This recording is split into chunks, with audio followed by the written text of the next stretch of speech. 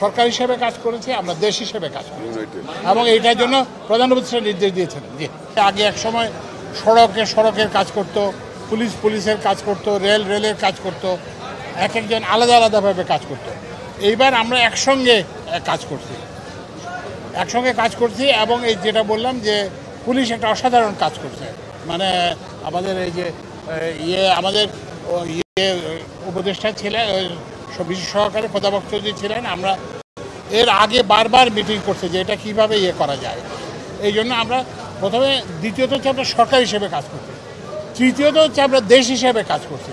এই যে আমার পেশনের যারা শ্রমিক সংগঠনের যারা শ্রমিক মালিক সংগঠনের যারা নেতৃবৃন্দ দিচ্ছেন, ওনাদেরকে আমরা বলছি আপনাদের সঙ্গে আমাদের কোনো বিরোধ নাই, কিন্তু আপনারা সরকারকে সাহায্য করতে হবে যাতে মানুষের ঈদের যাত্রাটা সহজ হয়, কষ্ট কম হয়, হয়রানি কম হয়, দাম যাতে বেশি না চালায়, ভালো গাড়ি চালাবেন যাতে অ্যাক্সিডেন্ট না হয়। তো ওনারা সবাই কিন্তু একটা দুর্দান্ত কাজ করছেন। ওনাদের সহযোগিতা ছাড়া, পুলিশের সহযোগিতা ছাড়া শুধুমাত্র সড়ক বিভাগের পক্ষে এটা কোনো, আর আমার নিজেদের যারা তারাও।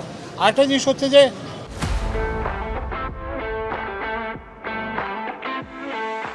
মাঠে নামতে হবে।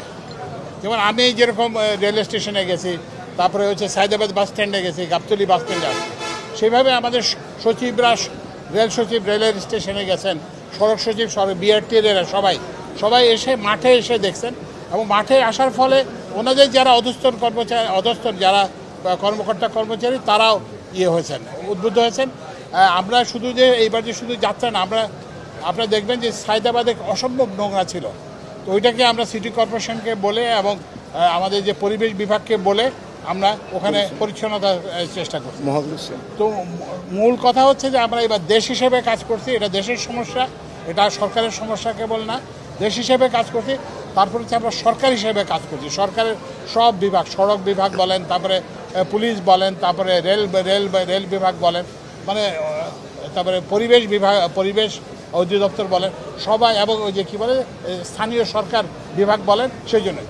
এবং আমরা আশা করি যে এইভাবে যদি আমরা সবাই যদি সরকার হিসেবে কাজ করি, ভিন্ন না করি, তাহলে ফেরার পথে আমাদের ইনশাআল্লাহ কোনো অসুবিধা হবে না। এবং আমরা যদি আমাদের শ্রমিক এবং মালিক সংগঠনের নেতৃবৃন্দ যদি আমাদেরকে সহায়তা করেন, যাওয়ার সময়টা যেরকম নির্বিঘ্ন হয়েছে, যেটা আরামদায়ক হয়েছে, ফিরে আসাটাও ওরকম।